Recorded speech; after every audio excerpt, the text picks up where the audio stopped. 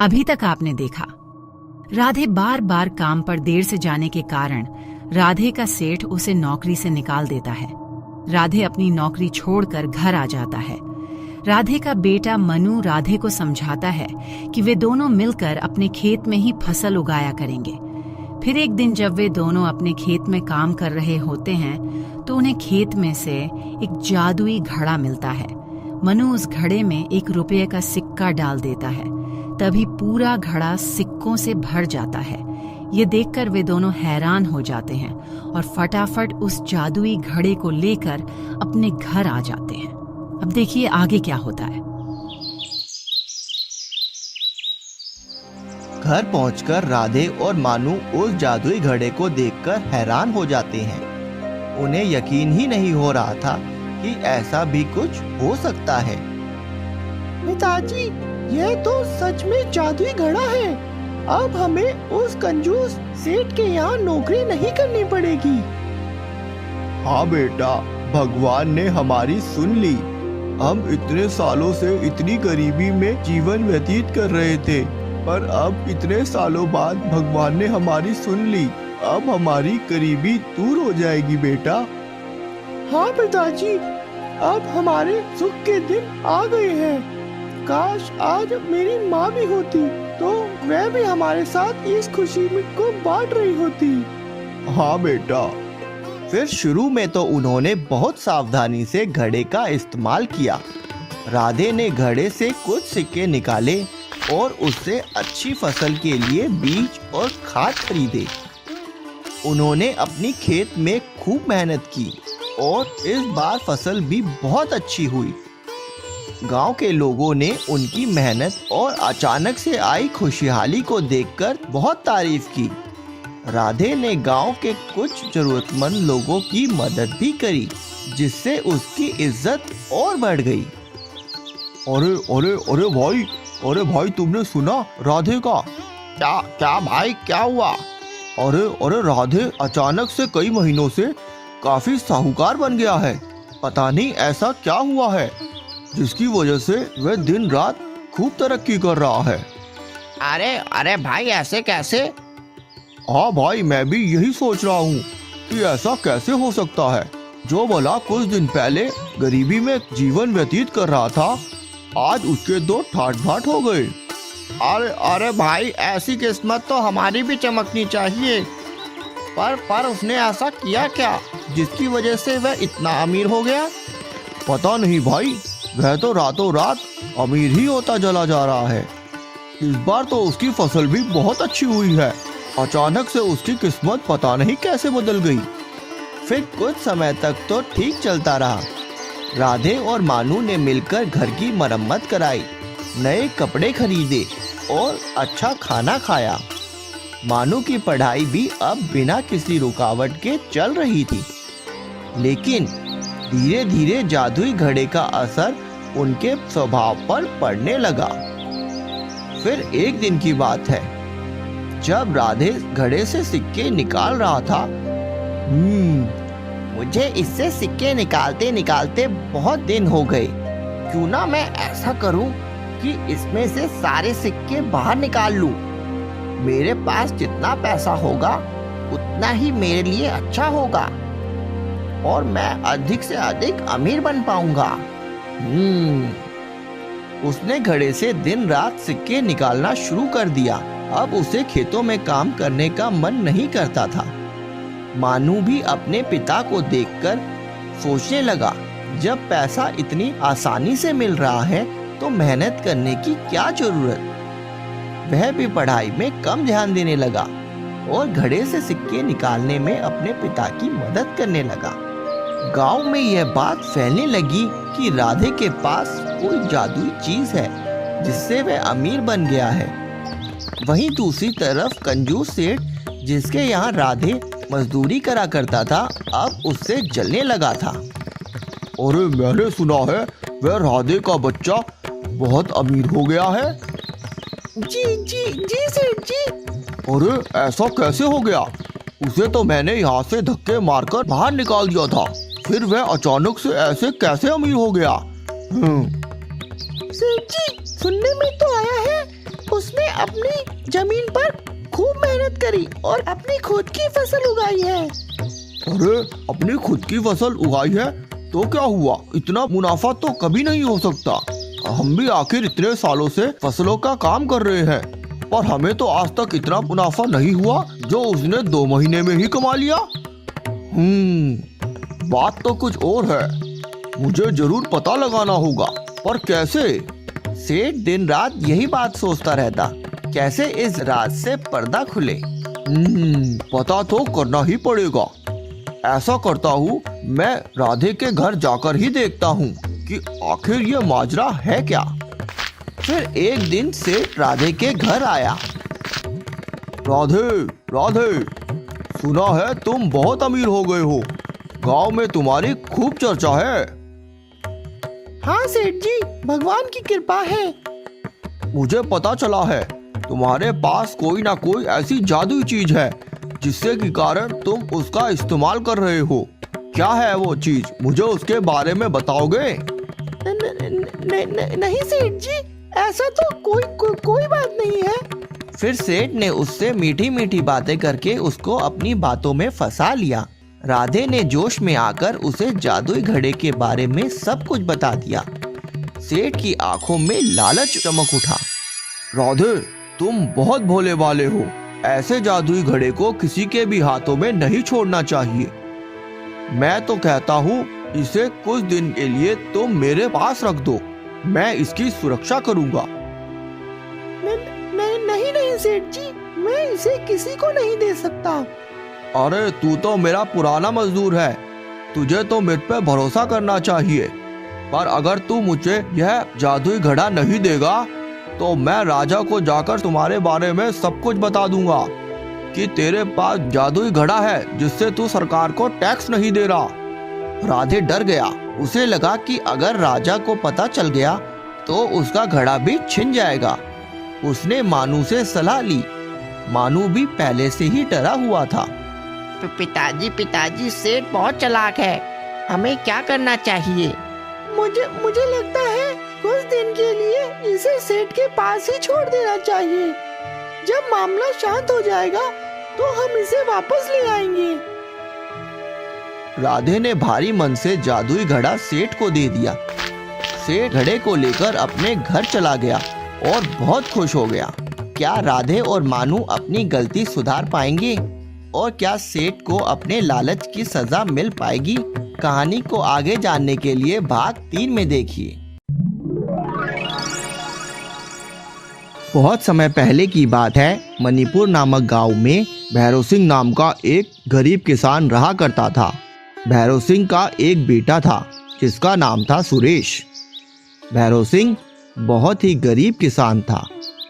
उसकी पत्नी का देहांत हो जाने के बाद भैरव सिंह ने ही अपने बेटे को पाला। वह गांव-गांव जाकर अपनी टूटी सी साइकिल पर घर घर जाकर आटा बेचा करता था। गेहूं, मक्का, बाजरा अपनी टूटी साइकिल पर रखकर आसपास के सभी गांव में जाकर बेचा करता था और उसी कमाई से अपना घर चलाया करता था। ऐसे ही थोड़े थोड़े पैसे जोड़कर वह अपने बेटे को इंजीनियर की पढ़ाई करा रहा था। उसका बेटा सुरेश बहुत ही ज्यादा समझदार इंसान था। वह जानता था कि उसके पिताजी कितनी मेहनत करके उसको पढ़ा रहे हैं, इसलिए वह पढ़ाई में बहुत मेहनत करता। फिर एक दिन की बात है। अरे अरे बेटा सुरेश, ओ सुरेश। जी पिताजी। बेटा सुरेश, बहुत रात हो गई है और तू बेटा अभी तक पढ़ रहा है। सो जा, सुबह तुझे पढ़ने के लिए कॉलेज भी तो जाना है। हाँ पिताजी, मुझे याद है, बस थोड़ी देर और पढ़ लूँ फिर सो जाऊँगा। पर बेटा अब तो बहुत रात हो गई है, तू थक भी गया होगा, मेरी मान तो तू सो जा। हाँ पिताजी, आपको तो पता ही है मुझे अब आपका दुख देखा नहीं जाता। मैं जल्दी से जल्दी पढ़ाई पूरी करके अच्छी सी नौकरी लग जाना चाहता हूँ ताकि घर के खर्चों में हाथ बटा सकूँ। हाँ बेटा, मुझे पता है तू जल्दी से पढ़ाई करके एक अच्छी नौकरी लगना चाहता है, पर फिर भी एक रात में तो यह सब नहीं हो पाएगा ना, तो तू आराम कर ले। हाँ पिताजी, बस किसी तरह यह आखिरी साल है, मैं फाइनल ईयर में पास हो जाऊं, फिर मैं भी काम करूंगा और पैसे कमाऊंगा। हाँ बेटा, पर अभी तो तू सो जा, बहुत रात हो गई है।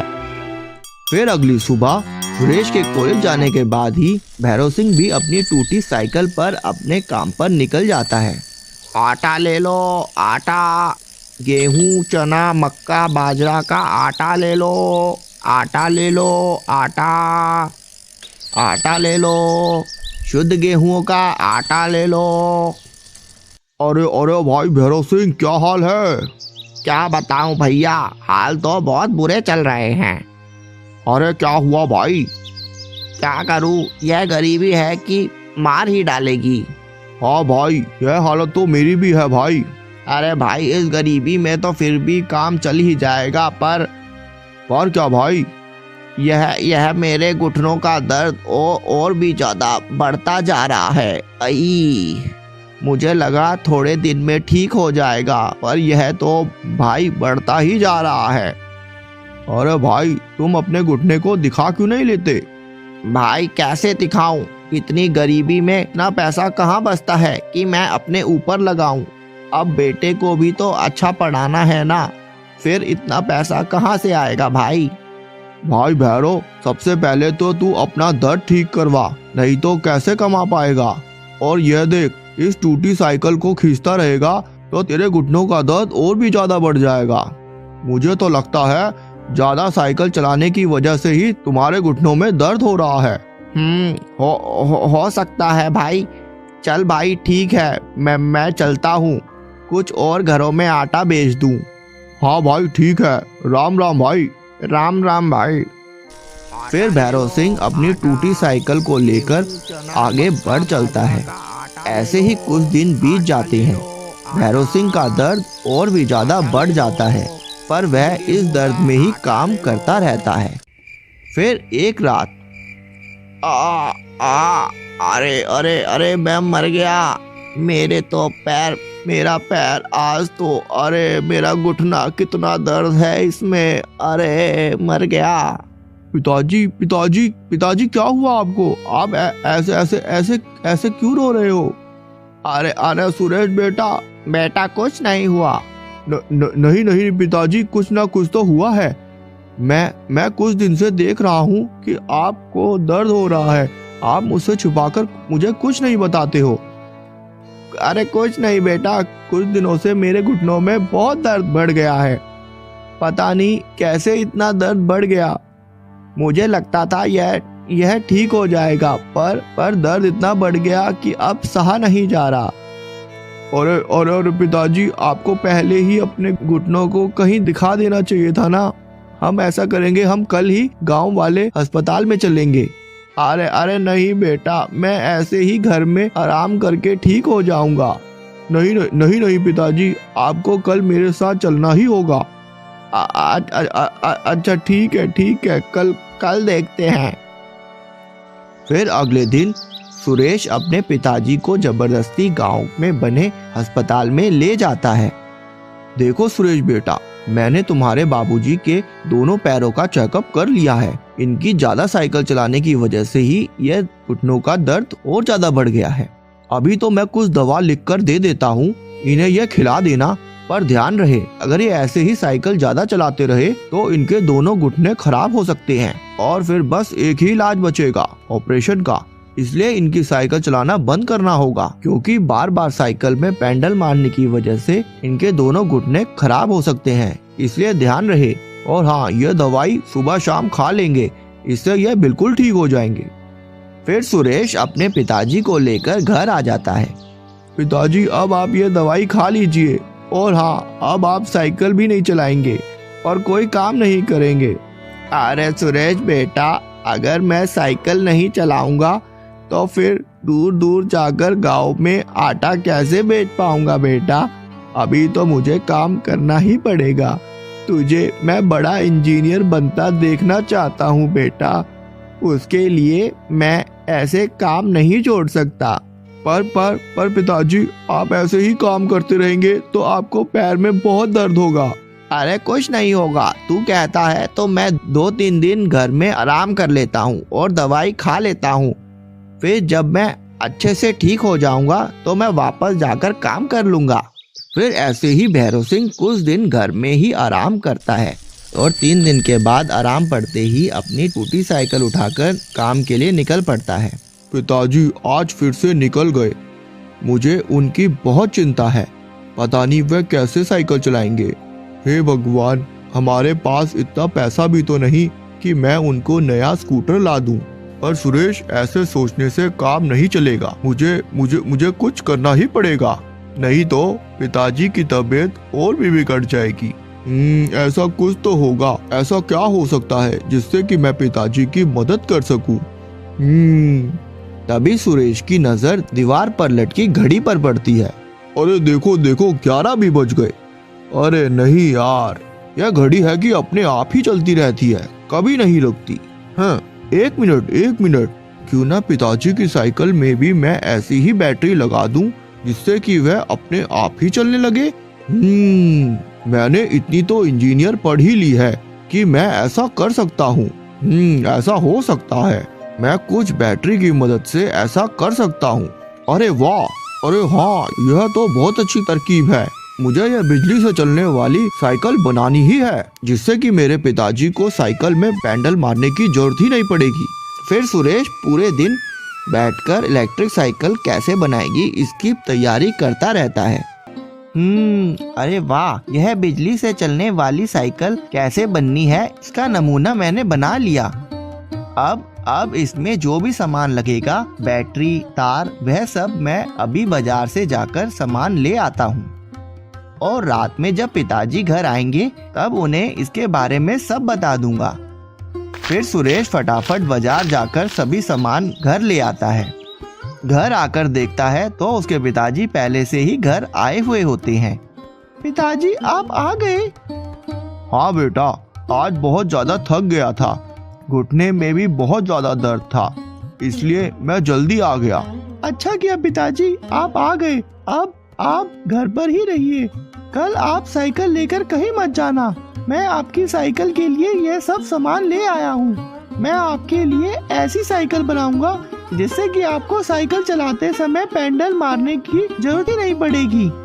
क्या? पर बेटा, ऐसा कैसे हो सकता है? बिना पैडल के साइकिल कैसे चलेगी? हो सकता है पिताजी, मैंने पढ़ा था कि हम बैटरी के जरिए भी साइकिल को चला सकते हैं और बाहर विदेश में तो पिताजी बैटरी से गाड़ियां तक चल रही हैं। तो यह तो सिर्फ एक साइकिल है, मैं इसे चला दूंगा। आप देख लेना, यह साइकिल हमारे गांव की ऐसी पहली साइकिल होगी। वाह बेटा वाह, तेरी बातें सुनकर मुझे ऐसा लग रहा है जैसे तुझे इंजीनियर बनते देखने का सपना आज ही पूरा हो गया हो। तू जरूर कामयाब होगा बेटा, मेरी दुआएं तेरे साथ हैं। फिर अगली सुबह सुरेश सुबह से ही अपने पिताजी की टूटी साइकिल को बिजली की साइकिल बनाने में लग जाता है। वह सारा दिन इसमें लगा रहता है। तभी थोड़ी देर बाद ही सुरेश का एक दोस्त रवि उसके घर के पास से गुजरता है। रवि बहुत ही ज्यादा चालाक लड़का था। वह बचपन से ही सुरेश से बहुत ज्यादा जला करता था। बचपन में जब सुरेश स्कूल में फर्स्ट आता था तब भी रवि को सुरेश से बहुत ज्यादा जलन होती। वह बाहर से तो सुरेश का दोस्त था पर मन से उसका बहुत बड़ा दुश्मन। अरे सुरेश, तू इस टूटी सी साइकिल से क्या कर रहा है? भाई, अब तो इस टूटी साइकिल को छोड़ दे, और कितना चलाएगा? अरे रवि, तू आजा आजा। अरे यार, बैठने का टाइम नहीं है, मुझे बहुत काम है। मेरे पास इतना टाइम नहीं है कि मैं तेरे जैसे खाली बैठकर इस साइकिल पर टाइम पास कर सकूं। अरे यार, तू तो बुरा मान गया। आजा आजा। अच्छा, वैसे तू कर क्या रहा है? अरे यार, मैं इस साइकिल को ऐसी साइकिल बनाना चाहता हूँ जिससे कि ये अपने आप ही चल सके। क्या? अपने आप? हाँ यार। पर तू ऐसा कैसे करेगा? भाई मैंने सोचा है कि मैं इसे बैटरी से चलाऊंगा ताकि इसमें पैडल ही ना मारना पड़े। अरे सुरेश, तू सच में ही पागल हो गया है। क्या भला ऐसे हो सकता है? पागल नहीं यार, मैं ऐसा करके दिखाऊंगा, तू देख लियो। क्या सच में? हाँ भाई, मुझे ऐसी साइकिल की बहुत जरूरत है। अच्छा ठीक है भाई, मैं तेरी इस बेकार सी बातों में नहीं आने वाला, और मैं तो चला। हाँ तू जा और देख लियो, मैं साइकिल बनाकर ही रहूंगा। साइकिल बनते ही तू मेरे पास आएगा, जब पूरा गांव मेरी इस साइकिल की बात कर रहा होगा। हाँ ठीक है। ऐसा कहकर रवि वहाँ से चला जाता है। रवि वहाँ से चला तो जाता है, पर यह सारी बातें उसके दिमाग में चलती ही रहती हैं। अरे क्या सच में सुरेश का बच्चा ऐसी साइकिल बना देगा क्या? अगर उसने ऐसी साइकिल बना दी तो उसकी तो पूरे गांव में वाहवाही हो जाएगी। हाँ, वैसे भी बचपन से उसकी वाहवाही बटोरने की आदत है, पर इस बार तो यह एक आविष्कार हो जाएगा। आविष्कार, क्योंकि गांव में ऐसी साइकिल तो है ही नहीं जैसी वो बनाने की सोच रहा है। हाँ, मुझे कुछ करना ही पड़ेगा, उसे रोकना ही पड़ेगा, नहीं तो उसका नाम इस गांव में रोशन हो जाएगा। वहीं दूसरी तरफ सुरेश पूरे दिन मेहनत करके रात तक इलेक्ट्रिक साइकिल तैयार कर लेता है। अरे सुरेश बेटा। अरे पिताजी, आप बिल्कुल सही समय पर आए हो। आपकी साइकिल मैंने पूरी तरह से बिल्कुल नई कर दी। और यह देखिए, इसमें मैंने मोटर और बैटरी लगा दी है, जिससे आपको इसे सिर्फ बिजली से चार्ज करना है और बिना पैडल मारे ही आप पूरा दिन इसे चला सकते हैं। अरे वाह बेटा, यह तो तूने नई साइकिल का आविष्कार ही कर दिया। हाँ पिताजी, अब आप इसे आराम से अपने काम पर ले जा सकते हो। वाह बेटा, आज तूने दिखा दिया कि मेरी मेहनत और तेरी पढ़ाई बेकार नहीं गई। वाह बेटा, मुझे तुझ पर बहुत ज्यादा गर्व है। तू एक दिन बहुत बड़ा इंजीनियर बनेगा। फिर आधी रात में रवि चोरी छुपे सुरेश के घर आ जाता है। अरे वाह, यह रही उस सुरेश के बच्चे की साइकिल। हाँ, आखिरकार इसने ऐसी साइकिल बना ही ली। ऐसा कैसे कर दिया उसने? इस सुरेश के बच्चे को तो सबक सिखाना ही पड़ेगा। आज इसकी साइकिल मैं चोरी करके ले जाऊंगा और इसे कहीं ऐसी जगह छुपा दूंगा जिससे कि वह सुरेश का बच्चा ढूंढ ही नहीं पाएगा और ना ही उसका गांव में कोई नाम होगा। हाँ, इस सुरेश के बच्चे ने तो मेरे नाक में दम कर रखा है। फिर रवि ऐसा ही करता है। वह रात के अंधेरे में सुरेश के घर के बाहर खड़ी साइकिल को उठाकर ले जाता है। अरे पिताजी उठिए, देखिए सुबह हो गई है। आपको पहली बार अपनी बिजली से चलने वाली साइकिल भी तो चलानी है। हाँ बेटा, तूने इतनी मेहनत से मेरे लिए ऐसी साइकिल बनाई है जो इस गांव में किसी के पास नहीं है। बेटा, तेरा बहुत बहुत शुक्रिया। अरे पिताजी, इसमें शुक्रिया कहने की क्या बात है, यह तो मेरा फर्ज था। अब आप जल्दी से तैयार हो जाइए, मैं बाहर जाकर साइकिल को अच्छे से जांच लेता हूँ कि रात भर उसकी बैटरी चार्ज हुई कि नहीं। ऐसा कहकर सुरेश वहाँ से साइकिल देखने घर के बाहर चला जाता है। बाहर जाकर वह उसी जगह पहुँचता है जहाँ उसने साइकिल को चार्ज करने के लिए खड़ा किया था। जैसे ही वह वहाँ पहुँचता है, वहाँ का नज़ारा देखकर हैरान हो जाता है। साइकिल वहाँ से गायब हो गई होती है। साइकिल को वहाँ ना पाकर सुरेश वहीं तेज तेज रोने लगता है। अरे पिताजी, हमारी साइकिल कहाँ गई? अरे मैंने तो रात में यही खड़ी करी थी। मेरी साइकिल कहाँ गई? पिताजी, हमारी साइकिल चोरी हो गई है। सुरेश की आवाज सुनकर सुरेश के पिताजी वहीं पहुंच जाते हैं। सुरेश अपने पिताजी को सब बताता है। अरे बेटा, ऐसे साइकिल कहाँ गायब हो सकती है भला? कल रात में तो हमने इसे यहीं छोड़ा था। पिताजी, पर यह बहुत गलत हुआ है। मेरी सारी मेहनत पर पानी फिर गया पिताजी। अब हम क्या करेंगे? ये क्या हो गया हमारे साथ? अरे सुरेश बेटा, तू घबरा क्यों रहा है? मिल जाएगी साइकिल। जिसने भी चोरी की है हम उसे पकड़ लेंगे बेटा। चल चल, अब सबसे पहले जाकर थाने में हमें साइकिल चोरी होने की रिपोर्ट लिखवानी पड़ेगी। हाँ पिताजी, चलिए चलिए, नहीं तो वह चोर हमारी साइकिल को कहीं दूर ले जाएगा। हाँ सुरेश बेटा, चल हम अभी चलते हैं। फिर वह दोनों घर से थाने में साइकिल चोरी करने की रिपोर्ट लिखवाने के लिए चल पड़ते हैं और जाकर इंस्पेक्टर साहब को जो हुआ सब बता देते हैं। हाँ तो सुरेश, तुम्हें किसी पर शक है? शक तो नहीं सर, पर क्या? पर मैं यह सोच रहा हूँ, यह साइकिल वाली बात तो मेरे और मेरे पिताजी को ही पता थी, फिर ऐसा कैसे हो सकता है? यही तो मैं सोच रहा हूँ। जब आप लोगों की किसी से दुश्मनी ही नहीं है तो फिर गांव में ऐसा कौन कर सकता है भला? किसी बाहर के इंसान की तो इतनी हिम्मत नहीं हो सकती कि वह घर में घुसकर चोरी कर सके। सुरेश, तुम फिर से सोचो, उस दिन तुम किन किन लोगों से मिले थे? मैं तो किसी से नहीं मिला। मैं पूरा दिन घर पर ही बैठकर साइकिल बना रहा था। अरे हाँ सर, याद आया, मेरा दोस्त रवि, वह आया था मेरे घर और वह मुझसे बहुत ज्यादा जलता भी है। हाँ, मुझे यह भी कह रहा था कि तेरे बस की नहीं है ऐसी साइकिल बनाना। कहीं उसी ने तो नहीं?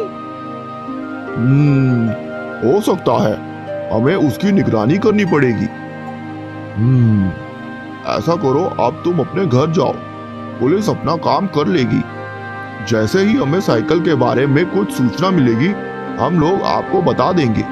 पर साहब जी, आप कैसे भी कर मेरी साइकिल ढूंढ लेना।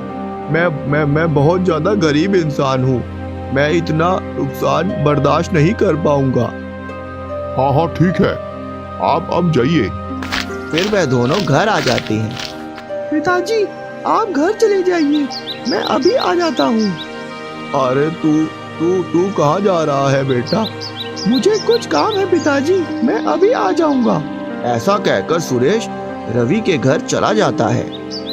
मुझे पूरा यकीन है, जरूर इस रवि के बच्चे ने ही मेरी साइकिल चुराई होगी। यह मुझसे बहुत ज्यादा जलता है। रवि के घर के पास जाते ही सुरेश को साइकिल के टायरों के निशान दिखते हैं।